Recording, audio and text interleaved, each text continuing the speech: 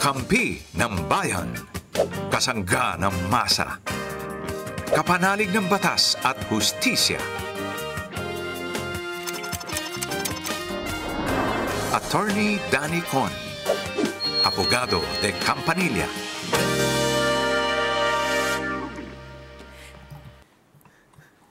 Isang magandang gabi po sa inyong lahat. Kamusta po ang inyong biyahe? Papauwi na ho ba kayo o papasok lamang sa inyong mga trabaho?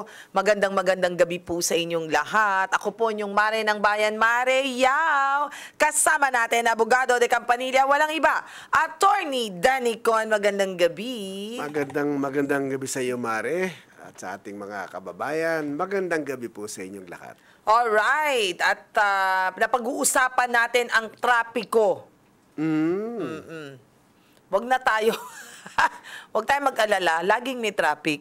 Okay. Pero ang gagawin na lang natin ay makinig po kayo sa ating programa para matawa, matuto. Kung nasa daan kayo, para hindi kayo masyadong mainit. Correct.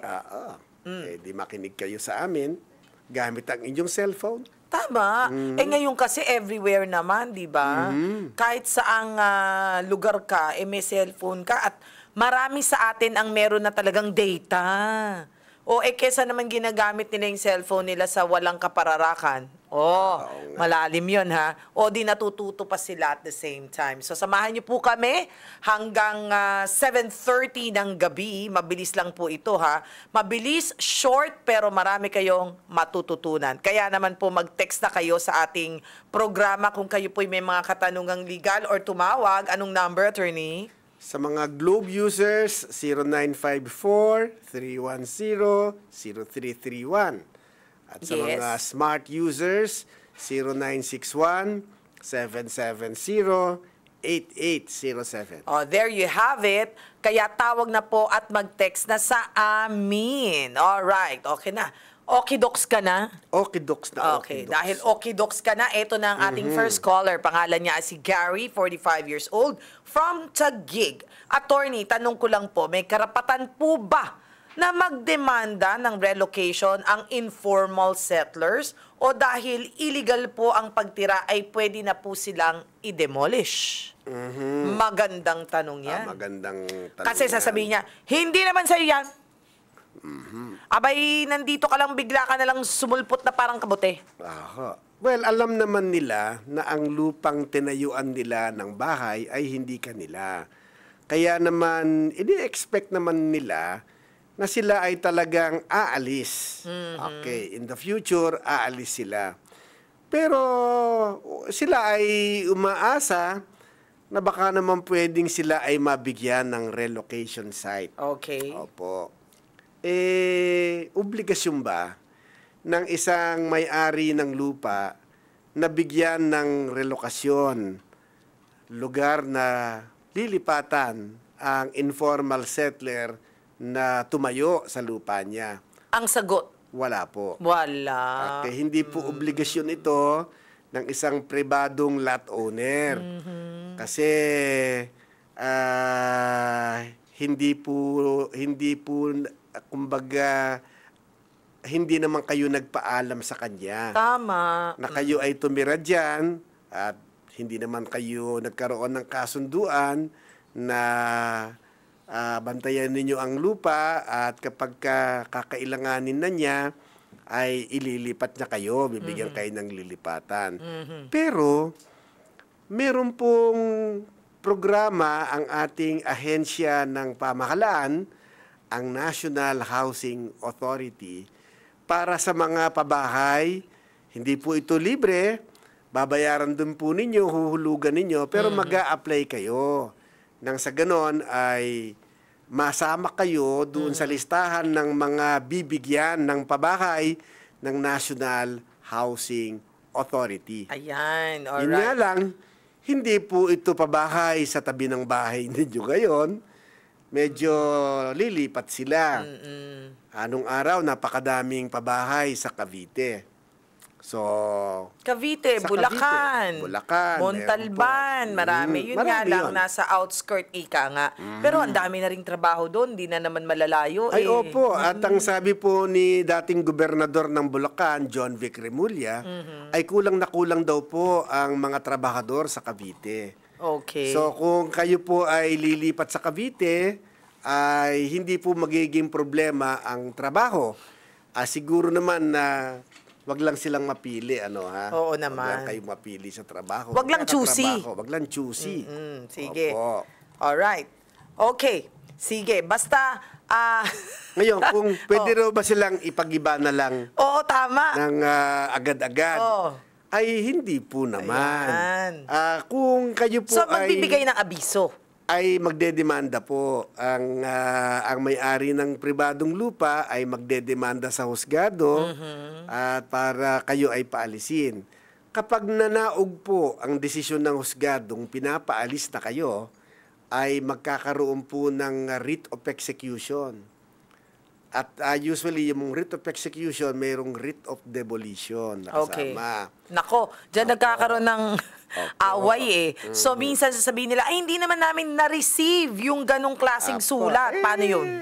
Ayaw nila kasing i-receive. Pero hindi nyo tinanggap ay hindi Hindi na magiging uusod. epektibo. Hindi na uusod ang kaso. Oh. Kapag ayaw po ninyong tanggapin yung pasabi Sulat, oo. na galing sa husgado, ang nakalagay po sa batas, i-o-offer lang sa inyo. Sasabihan lang kayo, ito ha, sinabihang merong akong pinapatanggap sa inyong summons mula sa husgado, pero ayaw ninyong tanggapin. Ito may summons, may kasong isa ng laban sa inyo, sasabihin lang niya So, hindi kailangan tanggapin. Opo, ang kailangan lang... affidavit lang yung nagseserve na inoffer niya sa inyo, ayaw yung tanggapin. Okay. So, And ibig that will be sabihin... sufficient service. yun na. Opo. So, ibig sabihin, pag nakita nyo na yun, wala na talaga kayong choice, kundi Mas talaga mabuti na- magbalot-balot. Baka nga mas mabuti. Hindi yung service yun, kaso pa lang. Kaso pa lang. Pero syempre, yung mga kababayan nating nakatirik sa mga Lugar na yun. na informal settler, para sila ay lumaban doon sa kaso, assuming na meron silang karapatang lumaban, kinakailangan nilang mag-hire, mag-engage ng services lawyer. ng isang lawyer. Okay. Opo. Nakuha natin yan. Pero, ito lang ang napapansin ko, Attorney, no? Kasi syempre, sa dami na nakikita natin ganyan, nagkakaroon ng sakitan habang nagde-demolish. So, ano yung karapatan ng mga taong nandoon at yung mga karapatan naman ng mga taong nagde-demolish? Ibig sabihin, pag nagkaroon ng sakitan, which is, hindi natin alam kung kanino magsisimula, no? Meron bang pananagutan yon yung gano'n, yung sakitan na gano'n, or para maiwasan, wag na lang lumaban? Well, siyempre, pagka ikaw ay matagal nang nakatirik doon sa lupa, na alam mo namang hindi sa iyo, pero sa tagal ng pagkakatirik mo, ini-expect mo na tutulungan ka ng gobyerno para lumipat ng maayos. Okay, at hindi yung itatapong kayo sa kalsada, no? Okay, ganun ang ini-expect ng ating mga kababayan. Pero pag meron na po kasing order ang husgado, From the husgado, oo. at ipatutupad na yan, ay talagang hindi po natin ito mapipigilan. At saka wag na kayong lumaban kasi baka kayo pa makasuhan. Well, talagang magkakaroon ng kaso kung sa kanilang pag-resist na umalis doon sa kinatitirikan nila, ay may masasaktan halimbawa Na nagde-demolish na tao. na pulis. Oo, na pulis. Kasi Oo. pagka po nagde-demolish sila ngayon, may kasamang pulis yan. Okay. So, wag na lang lumaban. Okay. Basta pag nakita ninyo at talagang may labang kayo, At saka- pwede kayong lumaban in terms of abogado. At saka meron po kasi tayong maling paniniwala. Na ano? Ang akala kasi ng ating mga kababayan, kapag hinayaan tayong tumirik sa lupang hindi atin, ng mahabang panahon ay nagiging atin ng lupa. Hindi totoo yun. Hindi po totoo yun. Hindi, ang dami ko na talagang tinirikan dati. Ano yan? Maski po 100 taong kayong nakatirik dyan, Wala. hindi po magiging sa inyo ang lupa na alam naman ninyong hindi sa inyo. Totoo. Hindi ho, tama ka dyan, attorney. Na yan yung tinatawag na maling akala. Laging maling akala. So, don't ever think na ganun yung mangyayari sa inyo kasi hindi ho talaga mangyayari din. Dahil meron talagang may pag-aari ng mga lupang yan. Alright. Sige, ito naman, si June, 67 years old ng Batangas, attorney. 55 years old na po kaming tenant dito sa isang ektaryang lupa sa Batangas. Ngayon po ay pinapaalis na po kami. Ay, maganda to ha, magkasunod no? Pinapaalis na po kami ng may-ari ng lupa. Sabi po ng may-ari, wala kaming mahihita sa kanila dahil wala namang kaming papeles na maipapakita bilang katunayan na kami ay tenants. Plano nila na ipag-iba po ang aming bahay, makatarungan po ba ito? Okay. Magkaiba itong sitwasyon na ito ha. Kanina kasi yung tanong informal settlers na nakatirik sa isang lugar na merong nagmamay-ari talaga na hindi agricultural. Kumbaga, nandito sa area ng city or whatever. Eto naman sa kanya sa Batangas. Doon to, sakahan. Sakahan. Ito ay isang lupang sakahan na kanyang ginagawa. Hindi ko nakita sa umpisa kung gaano na ba katagal. 55 years na raw silang nakatira at tenant doon. Anong ibig sabihin ng tenant? Kasama. Sila yung gumagawa doon sa bukid. Sila yung nagtatanim, umaani, at binibigyan nila ng kaparte ang may-ari ng lupa. Okay. Leasehold ang tawag dyan. Sabi niya, 55 taon na silang tenant doon. Ang feeling ko, dahil 55 na yan, hindi sila yung original tenant.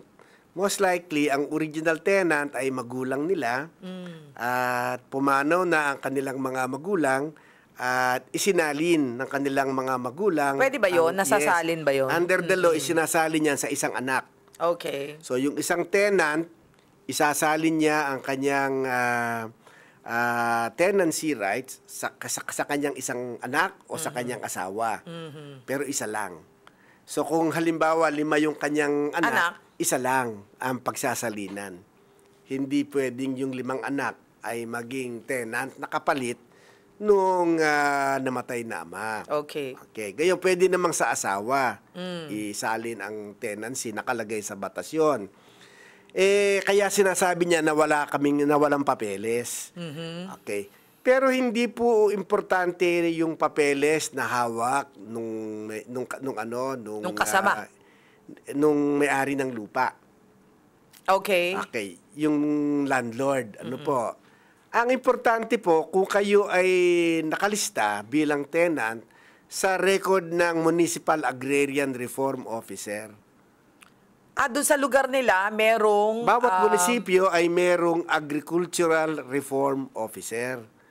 Ngayon, itong Agricultural Reform Officer na ito... Agrarian Reform Officer. Ano ang hawak niya at anong listahan yan? Ang listahan, kung sino-sino ba yung mga tenants ng mga agricultural lands na nakakandun sa munisipyo. So talagang registered dapat sila.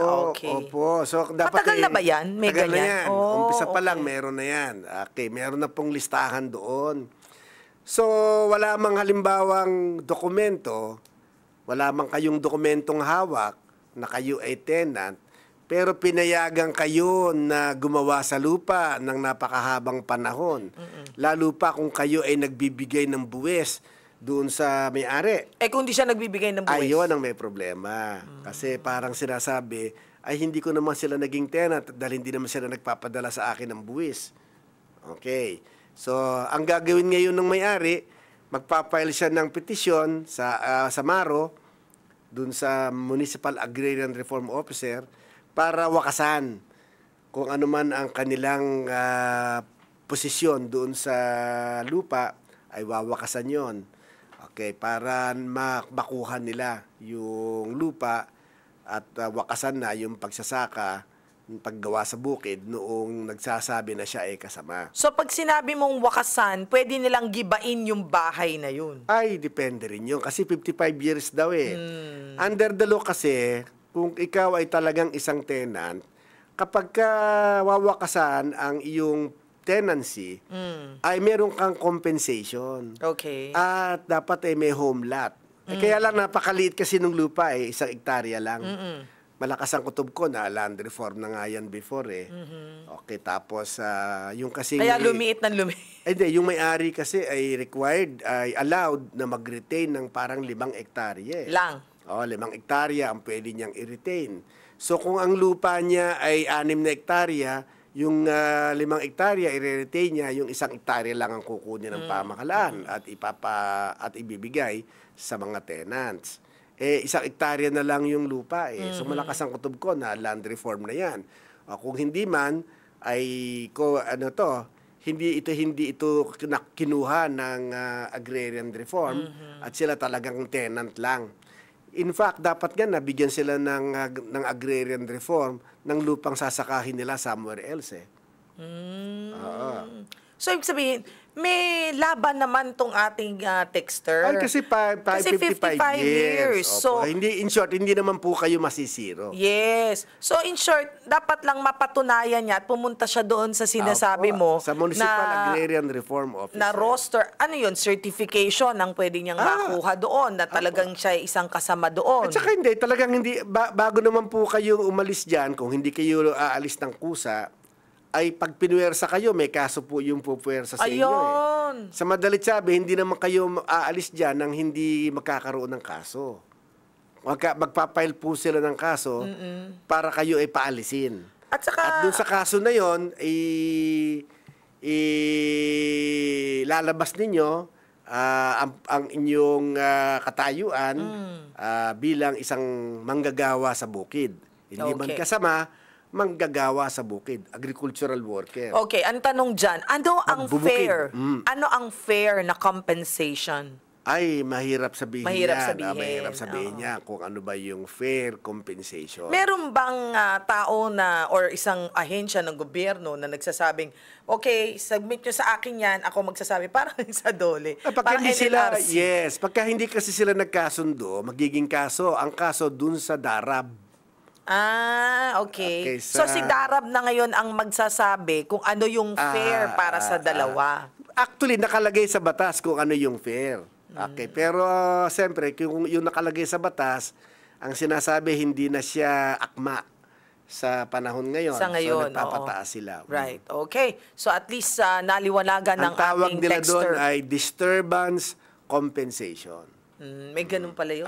May dun disturbance sa agrarian reform compensation. law. Alright. Eto naman si Alfred ng Quezon City. Alfred, magandang gabi. Magandang gabi po. Yan. Alfred, anong itatanong mo kay Attorney Danny Con?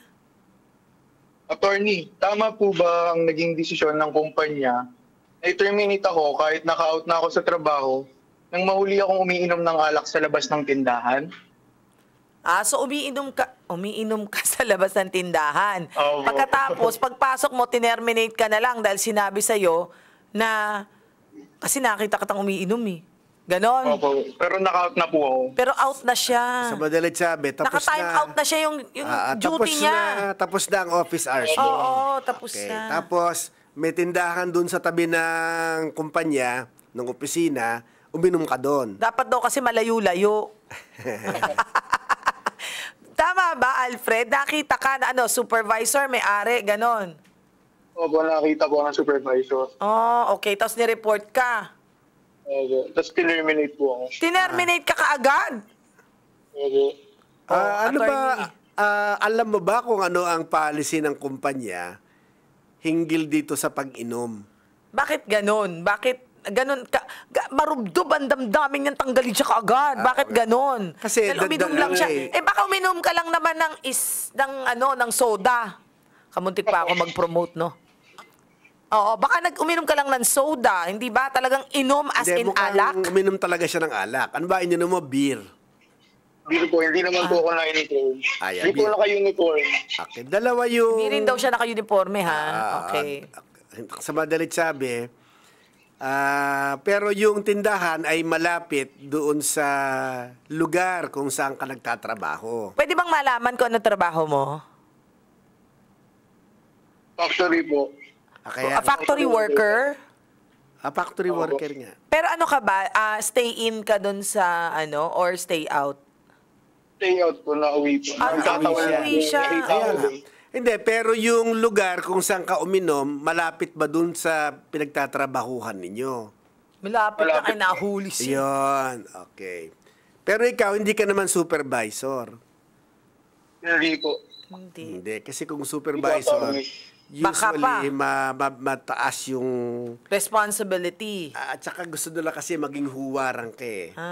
No, so pag sinabi, para hindi ka gayahin na uminom ka sa bahay, yung di namin nakikita, yung wala nakakakita sa'yo. Pero I think... Pero yun, dapat company policy. company policy. Dapat nakasulat. Dapat nakasulat yun. Kasi kung walang company policy, tapos wala ka na sa trabaho, ay hindi naman nila dapat parusahan ang empleyado na wala namang nilalabag sa Nag-good time lang siya. At saka hindi yung pag-inom ng beer, pagkatapos ng magtrabaho, at kung isang bote, 2 bote, hindi naman masama. ito masama.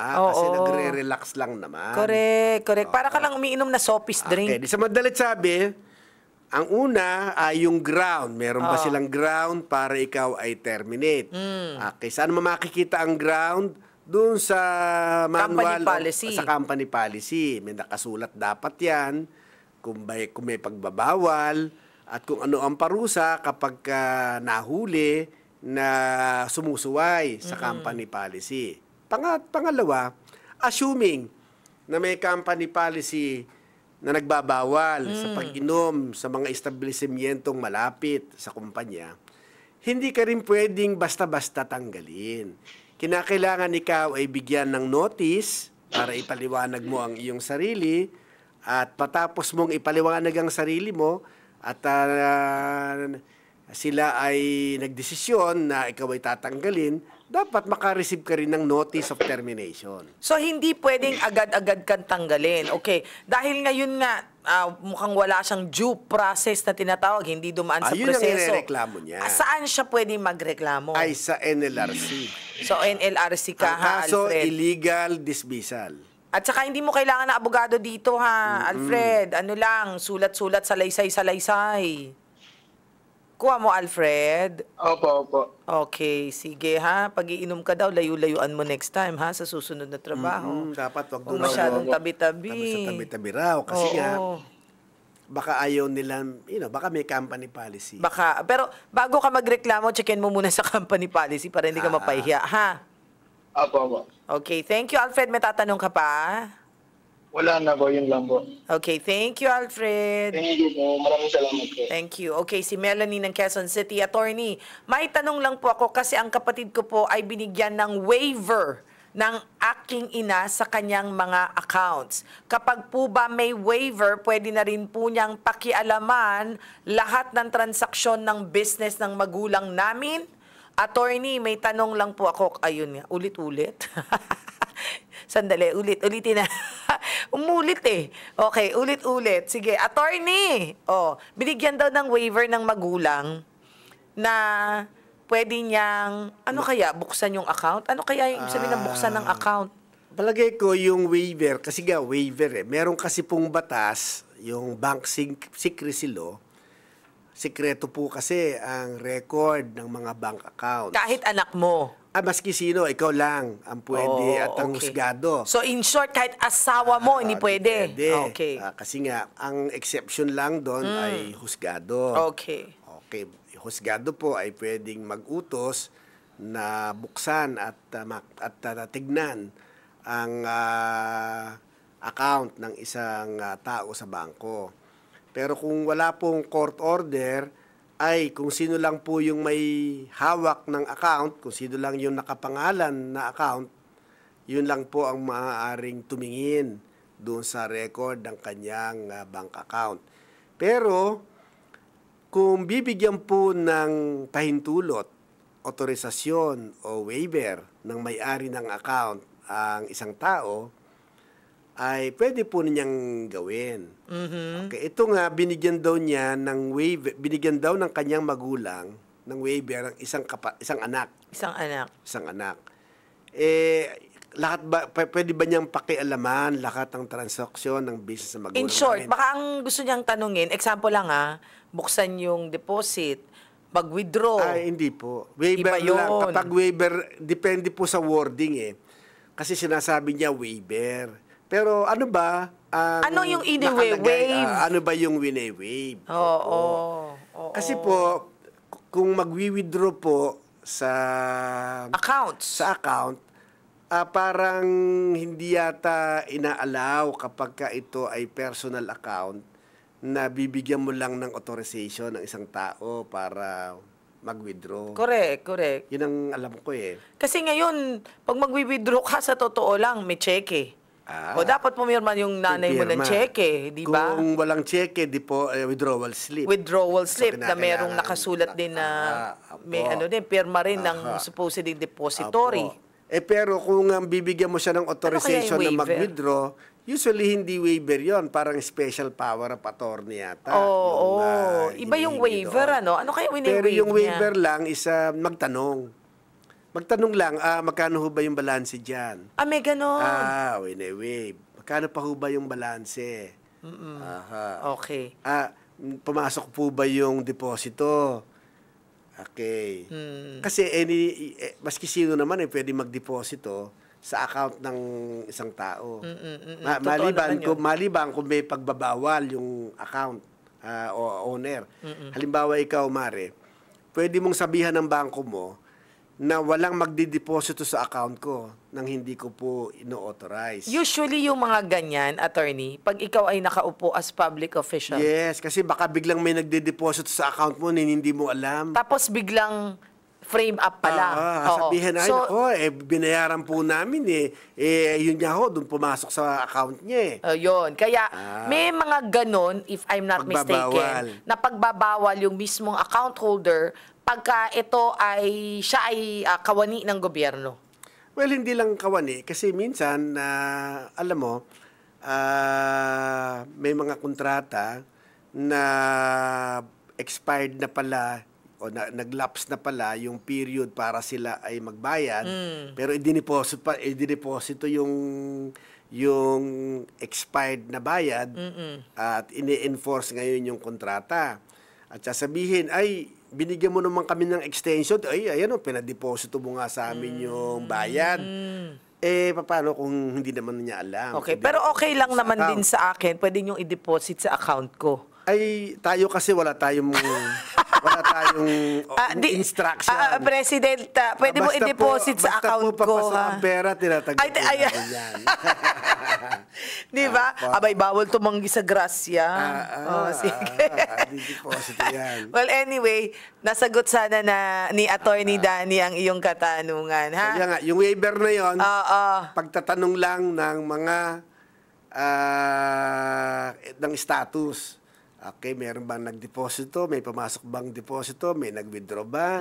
Ano ba ang balanse? Palagay ko yun lang ang covered ng In fact, pati nga yung mga balanse, ganyan, minsan hindi sinasabi, sa totoo lang Very strict ngayon yung bank secrecy law kasi talaga. Kasi kung nakitang meron ka palang 3 bilyon dun sa bangko mo. 3 bilyon? 3 bilyon. Di baka makidnap ka na. Oo nga, 3 bilyon. Bilhin mo. 3 bilyon yung pera mo pala, Mare. Amen. Yun lang masasagot ko, amen. Anyway. Pero alam mo ngayon, ano yun? Yung 3 bilyon parang hindi na mga malaki yun Alam mo, sobra ka, grabe ka. 3 bilyon pa rin yun. Alam mo, sa'yo, maliit lang yun. Hindi. Minamani mo 3 bilyon. Kasi nung bata kami, ang premyo sa sweepstakes, 1 million. So pag tumama ka ng 1 milyon, milyonaryo ka, mayaman ka na. Pero ngayon, iniisip ko, ang bahay halimbawa sa Forbes Park. Nako, totoo ka parang mahigit kalahating bilyon ang isang bahay doon. Maliit na bahay yun, kalahating bilyon. Iba bahay mo nandun? Wala akong bahay doon. Di kung meron kang 10, palagay mo na may 100 million ka na cash, hindi ka pa rin mayaman. Kasi hindi ka makakatira sa Forbes Park. At least. May 100 million ka pa rin. Oo nga, pero Why hindi ka not? pa mayaman. Ay, hindi ka pa. Oo nga. Alam mo, Kasi hindi ka pa makatira sa Forbes Park. ay, hindi ka nasa A-list. Wala ka sa A-list. Parang Ganon. small time ka pa. Small. Small time. Pero 100 million, small time pa ba yun? Small time ka pa. Hindi ka pa pwedeng tumira sa Forbes Park. Oo. Pero ang sa akin, contentment is the key. Okay na yun. Yung Magkaroon ka na ilang milyon. Okay yung na yan, 100 friend. million nga, napakatagal namin kikitain yun. Oo, totoo ka Diba? dyan. Oo. Pero anyway, sabi nga natin dito sa ating programa, amen ko na lang yan. Sinabi mo, mayroon akong 3 billion, di ba? Magkakaroon tayo ng 3 billion sa bangko. Kayo rin, mga nakikinig sa amin dito, positive thinking lang tayo, mga friends. Well, anyway, sabi ko nga, ang bilis na naman ng oras. Ang panahon. Oo. Oras lang, ikaw naman panahon. Tayo Babay na. ay magbababay na. Oo, bababay na tayo. Maraming salamat po sa lahat po ng nag-text, sa lahat na nag-comment, at sa lahat po ng mga nanood sa amin sa YouTube, sa Facebook, at syempre sa Signal 101. Samahan niyo po kami again sa muli, sa aming programa. Ako po inyong Mare ng Bayan, Mare Yao. Ako naman po si Atty. Danny Con, ang inyong abogado de Campanilla. Hanggang sa muli. Hanggang sa muli. Bye everyone.